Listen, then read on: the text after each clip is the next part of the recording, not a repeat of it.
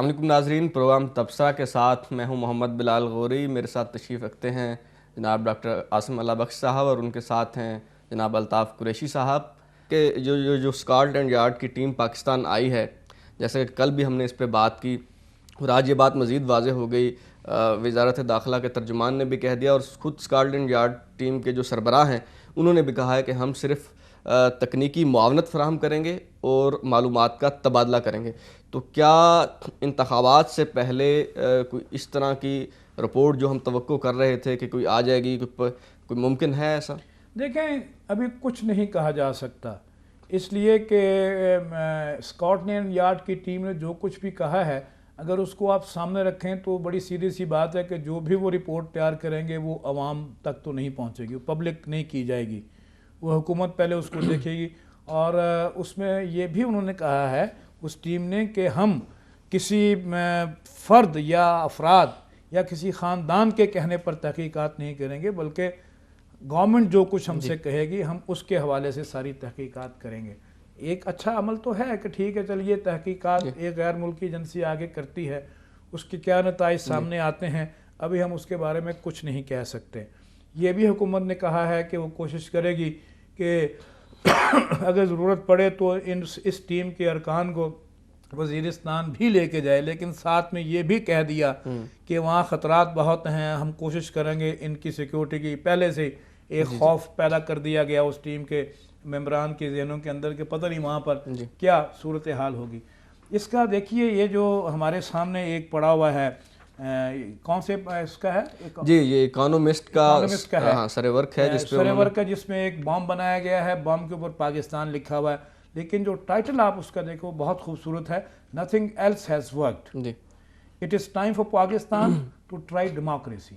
اور بالکل صحیح بات، ہم جو اپنے مختلف پروگراموں میں بات کرتے چلے آ رہے ہیں وہ غوری صاحب یہی ہے، اسی پہ ہم زور دیتے رہے ہیں، ایمفیسائز کرتے رہے ہیں، اور اب بھی ہم یہی بات کہتے ہیں کہ جمہوریت واحد حل ہے اس ملک کے تمام معاملات کو سدھارنے کا۔ جی ڈاکٹر صاحب، آپ کس طرح دیکھ رہے ہیں اس ساری صورتحال کو، اور جس طرف قریشی صاحب نے نشاندہی کی، کیا یہ ممکن ہے کہ یہ جو اسکاٹ لینڈ یارڈ کی ٹیم ہے اسے وزیرستان بھیجا جائے؟ دیکھیے بلال صاحب، بات یہ ہے کہ اسکاٹ لینڈ یارڈ کی جو ٹیم آئی ہے اس پہ میرے جذبات وہی ہیں جو تقریباً سارے پاکستان کے ہیں، اور وہ یہ ہیں کہ یہ ٹیم بنیادی طور پر اس لیے نہیں آئی کہ وہ اپنی تکنیکی مہارت کی وجہ سے اس کیس میں کچھ معاون ثابت ہو سکے اور مجرموں تک پہنچ سکیں۔ یہ ایک اس کا سیکنڈ پارٹ ہے۔ پرائمریلی یہ اس لیے آئی ہے کہ ہمیں ایک دوسرے پر اعتماد نہیں، یہ ہمارا تنازع طے کرانے آئی، اور بحیثیت قوم اور بحیثیت پاکستانی ہم سب کو اس چیز کا ادراک بھی کرنا چاہیے اور اپنے آپ سے یہ سوال بھی کرنا چاہیے کہ آج یہ نوبت کیوں آئی اور آگے چل کر یہ معاملات کہاں تک جا سکتے ہیں۔ یہ تو پہلی بات ہے۔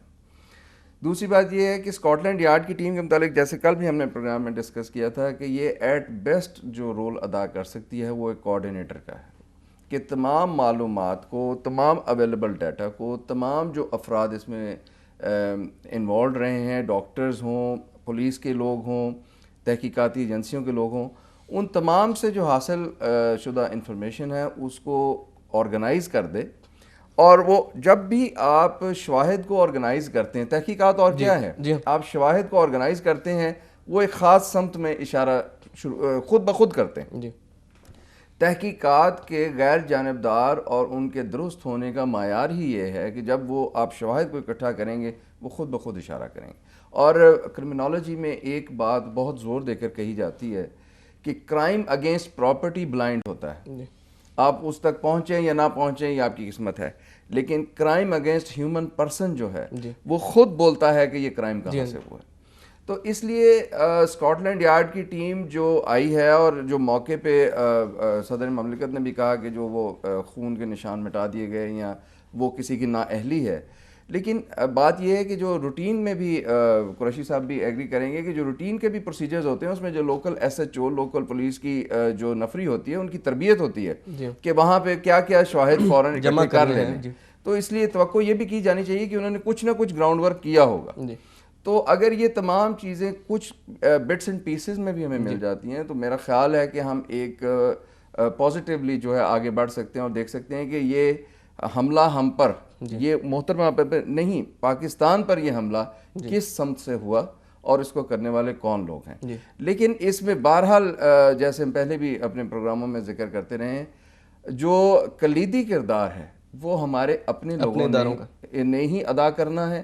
ہماری اپنی پولیٹیکل ول ہے، ہماری اپنی نیشنل ول ہے کہ ہم اس کو کہاں لے کے جاتے ہیں. اور جب تک یہ معاملات اپنے کسی منطقی انجام کو نہیں پہنچتے، تمام کنسرنڈ پارٹیز اور تمام نان کنسرنڈ پارٹیز، یعنی عوام کے لیول پہ بھی اور جو لوگ اس سے براہ راست متاثر ہیں، ان سب کو صبر اور احتیاط کا دامن بالکل نہیں چھوڑنا چاہیے، تاکہ اگر 51 میں ہم اس نتیجے تک نہیں پہنچ سکے تو شاید ہم 56 سال بعد ہی کچھ فاصلہ طے کر کے ہم ایک ایسے قتل کا سراغ لگا سکیں جس نے بلا شبہ ہماری نیشنل ایگزسٹنس کو. ناظرین، ہم بات کر رہے تھے بے نظیر بھٹو قتل کیس کی. اس کیس کی تحقیقات بھی یقیناً بہت اہم ہیں، لیکن اگر عوام سے پوچھا جائے تو ان کا سب سے بڑا مسئلہ جو ہے اس وقت وہ یہ ہے کہ لوڈ شیڈنگ بہت زیادہ ہو رہی ہے، اور دیہات میں تو 20 گھنٹے تک لوڈ شیڈنگ ہو رہی ہے. لوگ اس کے خلاف مظاہرہ کر رہے ہیں. آٹے کی قلت ایک اور بڑا مسئلہ ہے. پانی دستیاب نہیں ہے لوگوں کو گھروں میں. گیس کی عدم دستیابی کے باعث گھروں کے چولہے نہیں جل رہے. اس صورتحال پر ہم بات کریں گے، لیکن اس سے پہلے میں آپ کو بتاتا چلوں کہ اس وقت گندم کی قیمت جو فی بوری ہے وہ 800 روپے ہو چکی ہے. 800 روپے فی من ہو چکی ہے گندم. ایل پی جی بھی مہنگی ہو چکی ہے، اور لوڈ شیڈنگ کے باعث جو ہے 100 سے زیادہ سپننگ ملیں بند کرنے کا اعلان کر دیا گیا ہے. اس کے علاوہ ایک اور رپورٹ میرے پاس موجود ہے جس کے مطابق اس وقت 2.25 کروڑ ایکڑ اراضی جو ہے ہماری وہ ناقابل کاشت ہے پانی کی عدم دستیابی کے باعث. لیکن دوسری طرف ہماری جو غفلت ہے اس کا مظاہرہ دیکھیے کہ ہم سالانہ 35 ملین ایکڑ فٹ پانی جو ہے وہ سمندر میں پھینک رہے ہیں، اسے ضائع کر رہے ہیں، اور یوں ہم سالانہ 40 ارب 82 کروڑ روپے جو ہیں وہ ضائع کر رہے ہیں. اس پہ ہم بات کریں گے اپنے ماہرین سے، تجزیہ نگاروں سے. جی قریشی صاحب، کس طرح سے دیکھ رہے ہیں آپ ساری صورتحال کو؟ آج ہی کی خبر ہے جو آپ نے فگرز بتائیں، اس کے ساتھ ساتھ یہ صرف لاہور شہر میں، یعنی یہ جو انڈسٹریل ایریا کوٹ لکھپت کا چھوٹی بڑی کوئی تقریباً 400 کے قریب جو فیکٹری ہیں وہ وہاں پر کام بند ہو گیا ہے. اور اس سے آپ کم سے کم 20 سے 30 ہزار آدمی جو ہے ان کے بے روزگار ہونے کا خطرہ زیادہ ہو چکا ہے. تنور جو ہے وہ بند ہو چکے ہیں، روٹی بازار سے نہیں ملتی ہے، گھر میں آپ کے پاس آٹا نہیں ہے، بجلی نہ ہونے کی وجہ سے آپ اندھیرے میں رہ رہے ہیں. موم بتیاں تک پاکستان کے اندر اب دستیاب نہیں رہی ہیں، بہت شدید قلت ہے. مٹی کا تیل جس سے لالٹین جلائی جا سکتی تھی وہ آپ کے اویلیبل نہیں ہے. سبزیوں کی قیمتیں ایک دم سے بڑھ گئی ہیں، اس لیے کہ ظاہر ہے مینز آف کمیونیکیشن جو ہیں وہ کم ہو گئے ہیں، اس لیے ان کی شہروں کے اندر آمد جو ہے سبزیوں کی وہ بھی اس سے متاثر ہوئی ہے.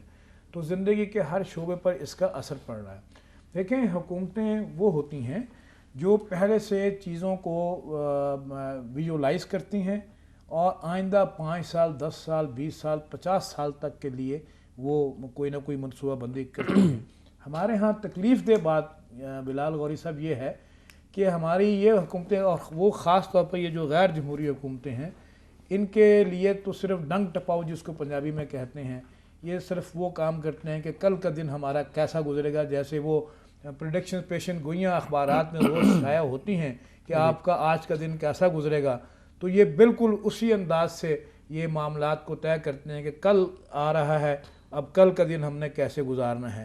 لہٰذا یہ اس کل کے لیے صرف پلان کرتے ہیں، لیکن یہ نہیں سوچتے کہ آئندہ سال کے بعد 2 سال کے بعد 5 سال کے بعد 10 سال کے بعد 50 سال کے بعد پاکستان کی ضروریات کیا ہوں گی، اور ان ضروریات کو پورا کرنے کے لیے ہمیں کس کس شعبے کو اسٹرینتھن کرنا ہے، کس کس شعبے میں ہمیں اور آگے کی طرف بڑھنا ہے، اور کون سی ایسے شعبے ہیں جن کو ہمیں آہستہ آہستہ ختم کرنا ہوگا تاکہ جو بوجھ ہم پر پڑ رہا ہے وہ نہ پڑے.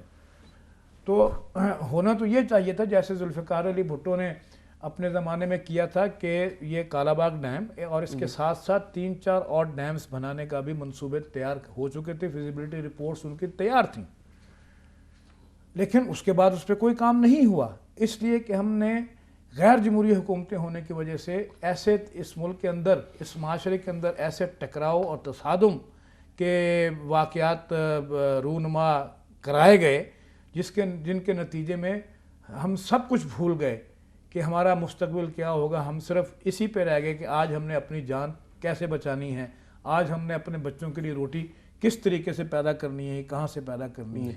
تو قوم کی حیثیت سے ہم نے فیصلے کرنے چھوڑ دیے ہیں. مجھے بتائیے کہ جس انداز سے پاپولیشن، یہ کہتے ہیں کہ جی پاپولیشن کی گروتھ جو ہے 1.2 یا 6 پہ آ گئی ہے، جھوٹ بولتے ہیں. پاپولیشن گروتھ جو ہے ویسی کی ویسی ہے جیسے آج سے 20 سال پہلے تھی، 4% سے کم نہیں ہوئی ہے. ہوئی بھی ہوگی تو 1-2% کم ہوئی ہوگی، 3.6 یا 7% پہ آ گئی ہوگی. لیکن ہم نے نہیں سوچا کہ اس بڑھتی ہوئی پاپولیشن کو ہم نے کنٹرول کیسے کرنا ہے.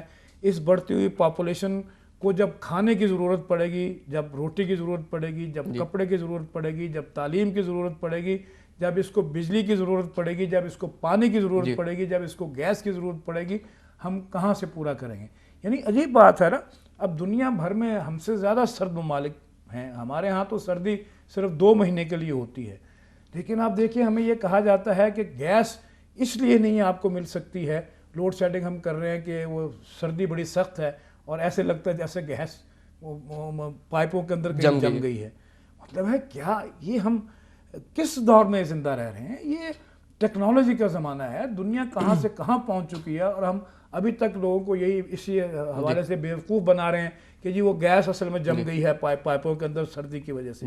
بھائی آپ پھر کیا بیٹھے ہوئے کر رہے ہیں؟ اگر چولہوں میں گیس، یعنی آج کل آپ دیکھیے کہ لاہور جیسے شہر میں، کراچی جیسے شہر میں، راولپنڈی، اسلام آباد جیسے شہروں کے اندر گیس نہیں آ رہی ہے.